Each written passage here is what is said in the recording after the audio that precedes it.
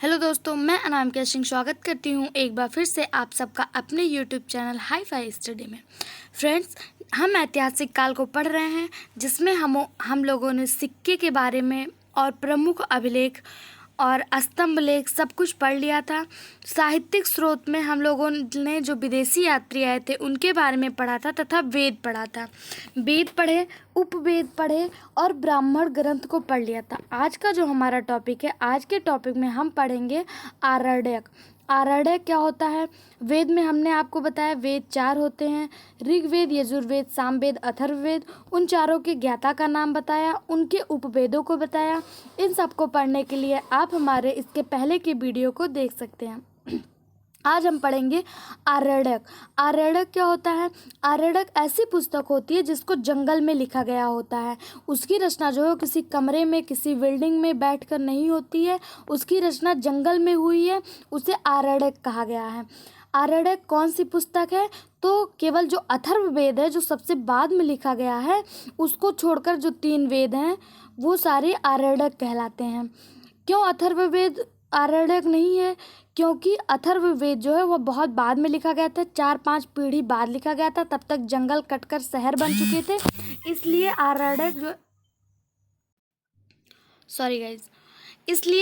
आरण्यक अथर्ववेद नहीं है। हमने आपको क्या बताया? आरण्यक किसे कहते हैं? ऐसी किताब जिसकी रचना जंगल में की गई हो, वह क्या कहलाता है? आरण्यक कहलाता है। आरण्यक कौन सी किताब नहीं है? अथर्ववेद। बाकी जो वेद त्रयी थे, 3 वेद सामवेद, यजुर्वेद और ऋग्वेद, जिन्हें हम वेद त्रयी के नाम से जानते थे, वह आरण्यक कहलाते हैं। आपसे क्वेश्चन पूछा जाएगा कि कौन सा वेद आरण्यक नहीं है, तो अथर्ववेद जो है वह आरण्यक नहीं है। उसके बाद वेद पढ़ने के लिए सबसे पहले वेदांग पढ़ा जाता है। हम पढ़ेंगे वेदांग। वेदांग क्या होता है कि अगर आप वेद को समझना है तो पहले वेदांग को पढ़िए। वेदों को भली भांति समझने के लिए वेदांग की रचना की, मतलब वेद को समझने के लिए वेदांग पढ़ा जाता है। वेदांग कितने होते हैं? तो वेदांग 6 होते हैं। वेदांग कितने होते हैं? 6 होते हैं। लेकिन वेदांग पढ़ने के लिए संस्कृत का ज्ञान होना बहुत ज़्यादा जरूरी है। जितने भी वेदांग हैं, इन सबको पढ़ने के लिए हमें संस्कृत का ज्ञान होना चाहिए, क्योंकि यह संस्कृत भाषा कठिन नहीं होती है। बस हमें कठिन इसलिए लगता है क्योंकि वह हम आम बोलचाल की भाषा में प्रयोग में नहीं लाते हैं, इसलिए हमें संस्कृत भाषा कठिन लगती है, जबकि बहुत ज़्यादा टफ नहीं होता है। तो वेदांग कितने हैं? 6 हैं। वेदांग कितने हैं?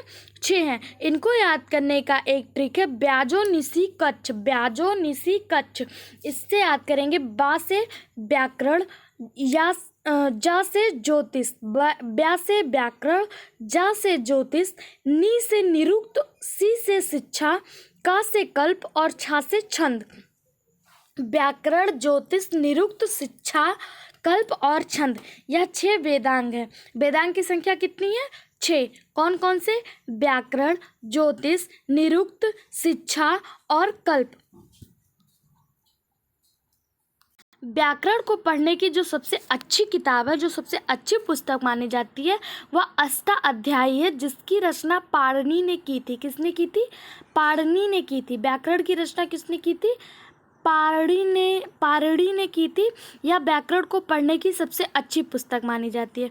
फिर दूसरा है ज्योतिष। ज्योतिष बृहत संहिता, इसमें जो उल्लेख है बृहत संहिता, बृहत संहिता जो इसकी किताब है, उसकी रचना की थी बारहमिहिर ने। बृहत संहिता की रचना किसने की थी? बारहमिहिर। ज्योतिषी पढ़ने के लिए हमें यह पुस्तक पढ़नी पड़ती है। बृहत संहिता नाम की एक पुस्तक है जिसकी रचना बारहमिहिर ने की थी। उसमें ज्योतिषी का पूरा ज्ञान मिल जाता है। नेक्स्ट जो वेदांग है वह है निरुक्त। निरुक्त को पढ़ने के लिए निरुक्त शास्त्र, शिक्षा को पढ़ने के लिए शिक्षा शास्त्र, कल्प को कल्प शास्त्र और छंद को छंद शास्त्र के माध्यम से इसके बारे में जानकारी प्राप्त की जाती है। बाकी के 4 तो बहुत ज़्यादा इजी हैं, उन्हीं के आगे नाम के आगे 4 शास्त्र लगा दिया जाता है। लेकिन व्याकरण का अष्टाध्यायी, जिसकी रचना पाणिनि ने की, अष्टाध्यायी। व्याकरण को पढ़ने के लिए कौन सी बुक है? अष्टाध्यायी। इसकी रचना किसने की? पाणिनि ने। ज्योतिष को पढ़ने के लिए बृहद संहिता, ज्योतिष को पढ़ने के लिए बृहद संहिता, और इसकी रचना किसने की थी? बारहमिहिर ने। वेद को समझने के लिए क्या पढ़ा जाता है? वेदांग, वेद को समझने के लिए क्या पढ़ा जाता है? वेदांग। वेदांग कितने प्रकार के हैं? 6। वेदांग कितने प्रकार के होते हैं? 6। आरण्यक क्या कहलाता है? ऐसी किताब जिसकी रचना जंगल में की गई हो, आरण्यक कहलाता है। कौन सा वेद आरण्यक में शामिल नहीं है? अथर्ववेद। अथर्ववेद आरण्यक में शामिल नहीं है। कौन सा वेद? अथर्ववेद।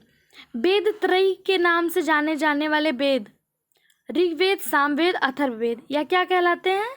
आरण्यक कहलाते हैं। क्या कहलाते हैं?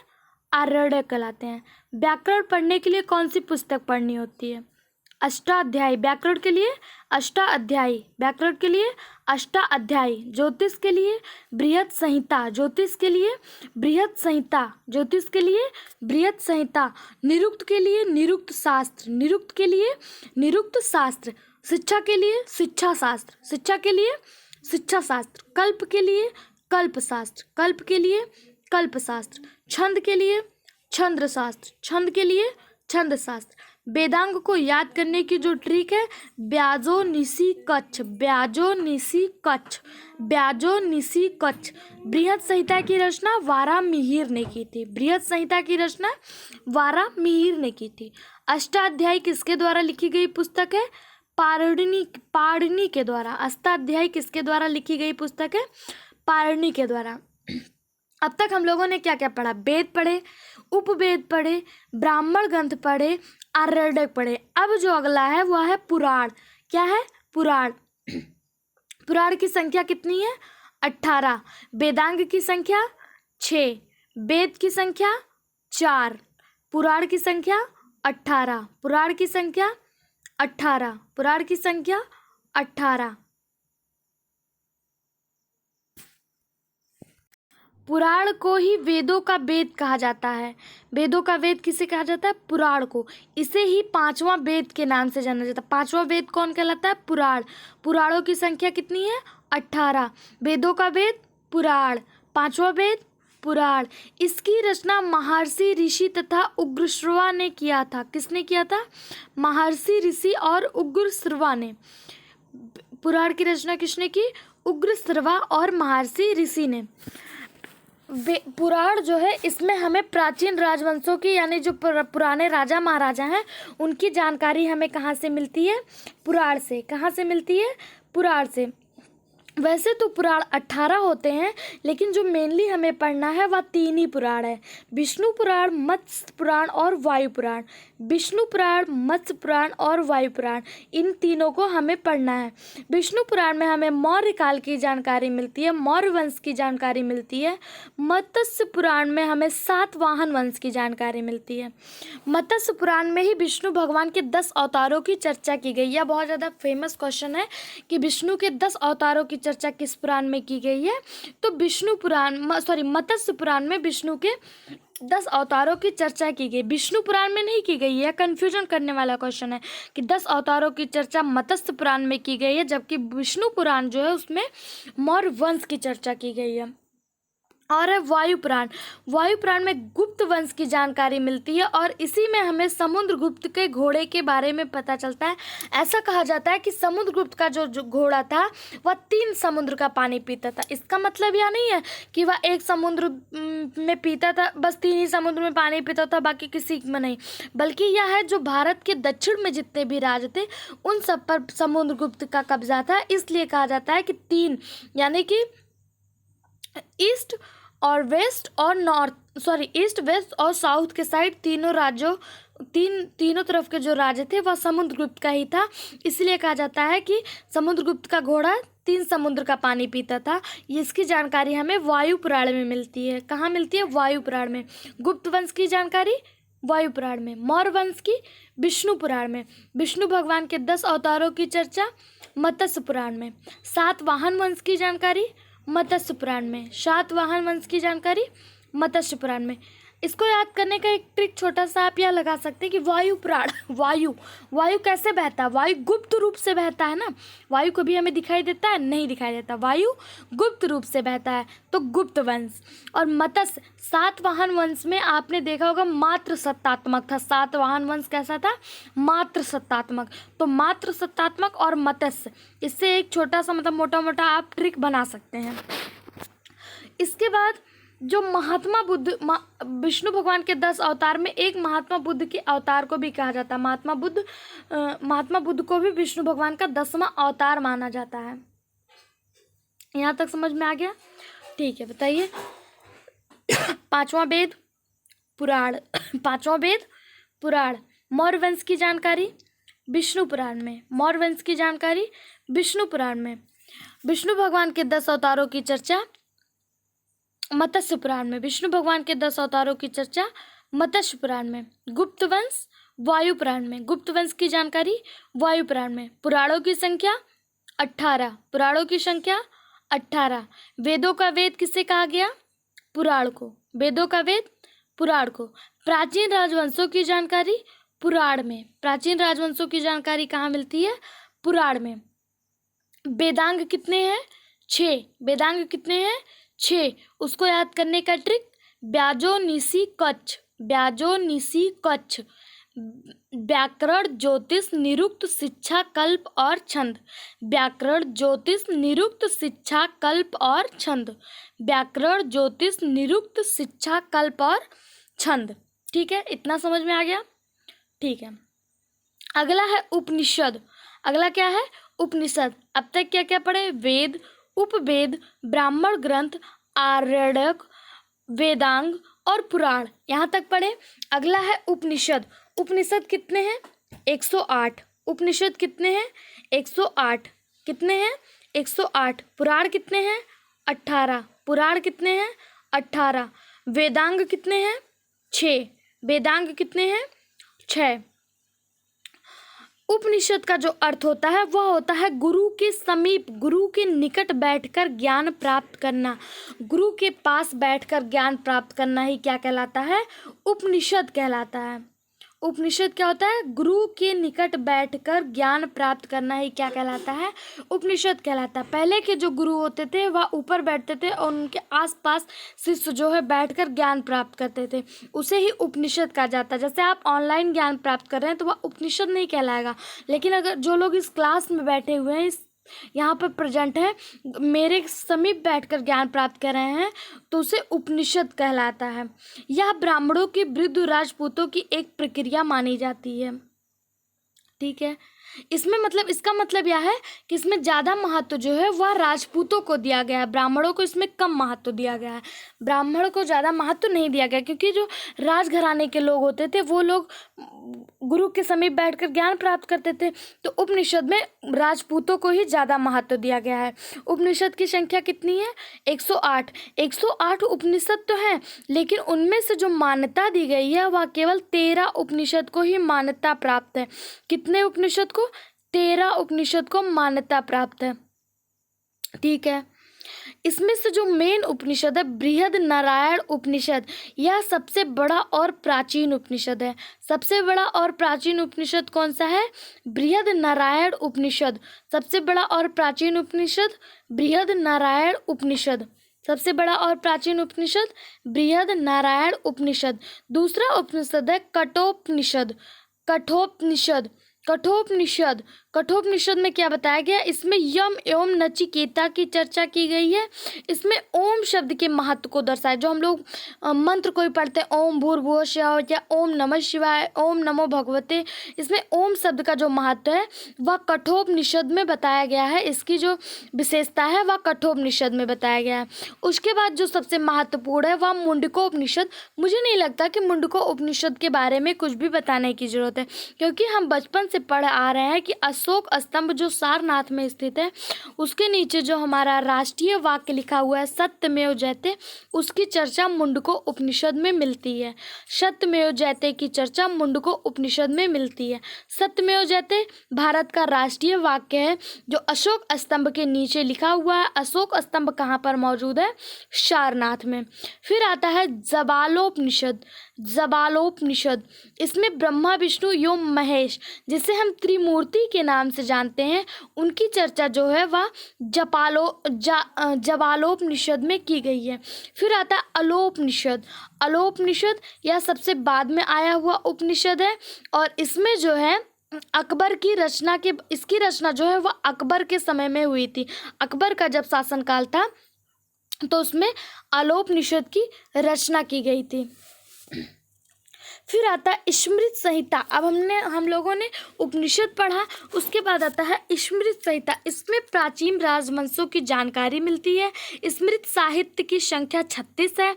विष्णु स्मृत प्लस नारद स्मृत से गुप्त काल की जानकारी मिलती है। जो विष्णु स्मृत है, मतलब स्मृत संहिता में जो स्मृत यानी कि याद के आधार पर, जो लोगों को याद है उसके आधार पर जो किताब लिखी गई है उसको स्मृत संहिता कहते हैं। जो याद मतलब लोगों की याद के हिसाब से जो स्मृति है उसके ऊपर जो लिखी गई किताब है उसको स्मृत संहिता कहते हैं और इसकी जो संख्या है वह 36 है। कितनी है? 36 है। विष्णु संहिता और नारद स्मृति, मतलब विष्णु जी की जो स्मृति थी और नारद की जो स्मृति, उसमें से गुप्त काल की जानकारी मिलती है। और मनु और याज्ञवल्क्य की जो स्मृति थी उसमें मौर्य काल की जानकारी। मौर्य काल की जानकारी कहाँ से मिलती है? मनु स्मृत और याज्ञवल्क्य स्मृत। याज्ञवल्क्य स्मृत और मनु स्मृत से मौर्य काल की जानकारी मिलती है, जबकि विष्णु स्मृत और नारद स्मृत से गुप्त काल की जानकारी मिलती है। याज्ञवल्क्य स्मृत में जुआ खेलने को उचित बताया गया। जो हम लोग कहते हैं जुआ खेलना गलत बात है, याज्ञवल्क्य जो स्मृत है, जो स्मृत के आधार पर लिखी गई पुस्तक है, उसमें जुआ खेलना बहुत अच्छा बताया गया है, उचित बताया गया। जबकि मनु स्मृत जो है वह उसे धर्मशास्त्र कहते हैं, मतलब उसमें धर्म के बारे में जानकारी बताई गई है। इसमें ऊंची जात को वरीयता दी गई है, दलित तथा महिला को नीचा दिखाया गया है। किसमें? मनु स्मृत में। दलित तथा महिला को नीचा किसमें दिखाया गया है? मनु स्मृत में। धर्मशास्त्र किसे कहते हैं? मनु स्मृत को। जुआ खेलना उचित किसमें बताया गया?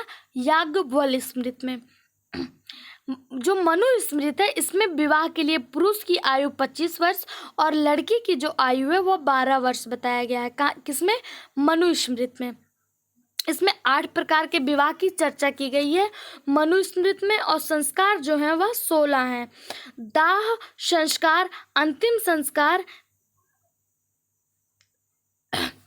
इसको दाह संस्कार और दाह संस्कार को ही अंतिम संस्कार कहा जाता है। संस्कारों की संख्या मतलब जन्म से लेकर अंतिम संस्कार तक जितने संस्कार है उनकी संख्या कितनी है? 16 है।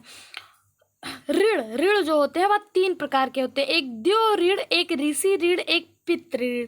यानी एक देवताओं द्वारा मतलब देवताओं का ऋण, एक ऋषियों का ऋण और एक पितृ, हमारे पिता, दादा, बाबा, हमारे पूर्वजों का ऋण। 3 प्रकार के ऋण माने गए हैं। पुरुषार्थ जो होते हैं वो 4 प्रकार के होते हैं। कितने प्रकार के? 4 प्रकार के। धर्म, अर्थ, काम और मोक्ष। पुरुषार्थ कितने माने गए हैं? 4। धर्म, अर्थ, काम और मोक्ष। आश्रम अगर पूछा जाए, आश्रम कितने होते हैं? 4। आश्रम कितने होते हैं? आश्रम की संख्या कितनी है? 4। ब्रह्मचर्य, गृहस्थ जीवन, वानप्रस्थ और सन्यासी जीवन, यह 4 आश्रम माने गए हैं। बाल्यावस्था से लेकर बड़े होने तक 4 आश्रम होते हैं। एक ब्रह्मचर्य, एक गृहस्थ जीवन, एक वानप्रस्थ जीवन और एक सन्यासी जीवन। ब्रह्मचर्य जो होता है वो गुरुकुल में शिक्षा प्राप्त करना ब्रह्मचर्य कहलाता है। गृहस्थ जीवन परिवार के साथ जीवन व्यतीत करना गृहस्थ जीवन। वानप्रस्थ जो होता है, वानप्रस्थ वह सामाजिक तथा धार्मिक जीवन, जो लोग समाज के साथ उठते बैठते हैं, धर्म से ताल्लुक़ रखते हैं, वह वानप्रस्थ जीवन। और सन्यासी आप लोग जानते हैं कि जो वनों में तपस्या करते हैं वह सन्यासी कहलाते हैं। इतना समझ में आ गया? ठीक है, अब मैं क्वेश्चन कर रही हूँ, आप लोग बताइए। ठीक है, पुराण कितने होते हैं? पुराणों की संख्या 18। पुराणों की संख्या 18। वायु पुराण में किसकी चर्चा? गुप्त वंश की। वायु पुराण में किसकी चर्चा? गुप्त वंश की। उपनिषद कितने होते हैं? 108। कितने उपनिषद को मान्यता दी गई है? 13। कितने? 13। वेदांग कितने हैं? 6। कितने वेदांग हैं? 6। वेदांग को याद करने का ट्रिक ब्याजो निसी कच्छ। वेदांग को याद करने का ट्रिक ब्याजो निसी कच्छ। 6 वेदांग के नाम व्याकरण, ज्योतिष, निरुक्त, शिक्षा, कल्प और छंद। व्याकरण, ज्योतिष, निरुक्त, शिक्षा, कल्प और छंद। ठीक है। व्याकरण को पढ़ने के लिए कौन सी पुस्तक? अष्टाध्यायी। कौन सी पुस्तक? अष्टाध्यायी। इसकी रचना किसने की? पाणिनि ने। किसने की? पाणिनि ने। और ज्योतिष को पढ़ने के लिए ब्रह्ममीर। ज्योतिष को पढ़ने के लिए बारहमिहिर। इसकी रचना ज्योतिष को पढ़ने के लिए बृहद संहिता, और इसकी रचना किसने की थी? बारहमिहिर ने। ठीक है।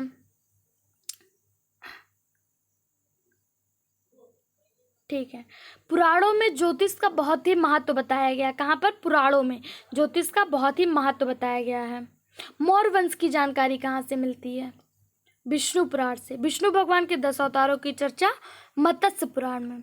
आश्रम की संख्या 4। आश्रम की संख्या 4। पुरुषार्थ 4। ऋण कितने प्रकार के? 3। ऋण कितने प्रकार के? 3। ठीक है, इतना समझ में आ गया। हाँ, परिवार के साथ जीवन यापन करना, गृहस्थ जीवन। परिवार के साथ जीवन व्यतीत करना, गृहस्थ जीवन। वन में तपस्या, सन्यासी जीवन। सामाजिक तथा धार्मिक जीवन को क्या? वानप्रस्थ। और ब्रह्मचर्य, गुरुकुल में शिक्षा प्राप्त करना। अब आता है महाकाव्य। महाकाव्य 2 हैं, एक महाभारत और दूसरा रामायण। महाभारत जो है यह सबसे बड़ा महाकाव्य माना जाता है, और दूसरा जो है वह है रामायण। रामायण की रचना वाल्मीकि ने की थी, जबकि महाभारत की रचना वेद व्यास द्वारा किया गया था। रामायण की रचना किसने की थी? महर्षि वाल्मीकि ने। और महाभारत की रचना वेद व्यास जी ने की थी। रामायण में 12,000 श्लोक थे, किंतु वर्तमान में 24,000 श्लोक हो गए। जब वाल्मीकि ने इसकी रचना की थी तो उसमें 12,000 श्लोक थे, लेकिन जब उसका संशोधन गोस्वामी तुलसीदास द्वारा किया गया तो उसमें 24,000 श्लोक हो गए। इसे गुप्त काल में ही पूरा कर दिया गया था रामायण को। महाभारत में 8,800 श्लोक थे। वर्तमान में कितने श्लोक हो गए हैं? 1 लाख। वर्तमान में कितने हो गए हैं? 1 लाख। पहले कितने थे? 8,800। महाभारत का 1 लाख श्लोक होने की वजह से इसका एक नाम और पड़ता है शस्त्र सहत संहिता। शस्त्र सहत संहिता के नाम से महाभारत को जाना जाता है, क्योंकि इसमें 1 लाख श्लोक हैं।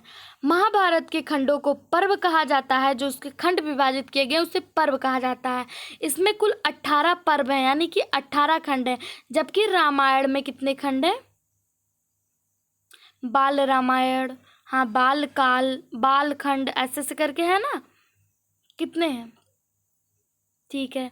महाभारत में 18 खंड हैं, 18 पर्व हैं।